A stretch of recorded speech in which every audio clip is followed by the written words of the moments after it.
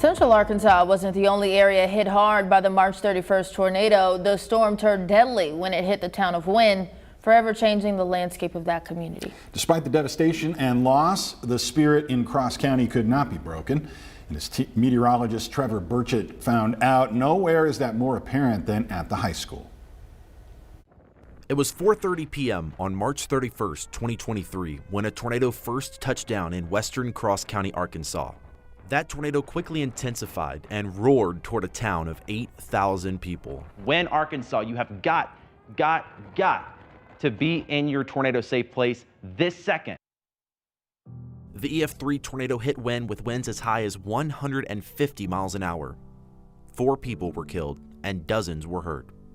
The tornado destroyed homes, businesses, and the town's only high school, Wynne High. Principal Dusty Meek remembers getting the call he never thought he'd get. About that time, I had a coach and his wife, or actually 2 of them, that had gone to the old high school, the gym. They said the high school's gone. I mean, it's just kind of like, well, I mean, what do you do? It really was tough. It was especially tough for seniors like Megan Hess, just weeks away from her senior graduation. We're supposed to walk across the field in like a month and a half, and like we don't have a field to walk across. We don't have hallways to walk down to class anymore. I could see into my math class that I sat in my senior year. After salvaging what they could from the school and moving classes to a nearby community college, the time came to plan for senior graduation. While the ceremony couldn't take place on their home football field like normal, the seniors did get something special. The turf, some of the yard lines were left, and we were able to cut out a 3. And then we're like, well, let's try to find a 2. And I mean, it's just had to be a miracle in itself, as over in the corner where some of the turf was mangled and still together, there was a 2. And we were able to get the 2, so we laid out the 2 and the 3, and the graduates, as they came in and walked in, they all got to walk over a piece of home as we were coming in, and that was really special.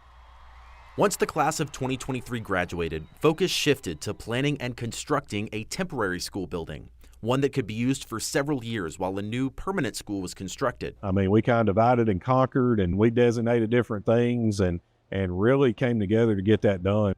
And they did get it done in record time. The foundation was poured in July, and by the first week of September, students filled the walkways of the temporary Wynne High School. At first glance, it may look a little unusual. Students have class in glorified shipping containers, and the cafeteria and auditorium are intense with PVC walls. But on the inside, it's just like any other school. I said, this is all of our career classes. We've got our East Lab, broadcast. We have our teaching class, business classes. A few buildings over, you'll find the gymnasium, complete with that Wynne yellow jacket at center court. Principal Meek said they're adding small touches to make this feel more like home. Of course, when they put the awnings over and they've added the lights in the evening, and you kind of get a hallway feel as you come through. Planning is well underway for the new permanent Wynne High School, expected to be completed by 2026. For now, the school site is an empty field, still full of memories. It's like, man, I'm grateful for these 4 years that I did have here. Like, I'm grateful that I got to be a part of it.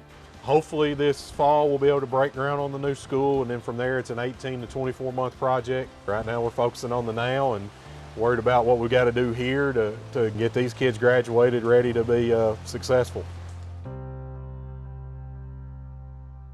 Meteorologist Trevor Burchett reporting for us tonight. As you heard, it's going to be a few more years before the school is reopened. But progress is already being made. Construction on Yellow Jacket Football Stadium is complete, and that facility is back open.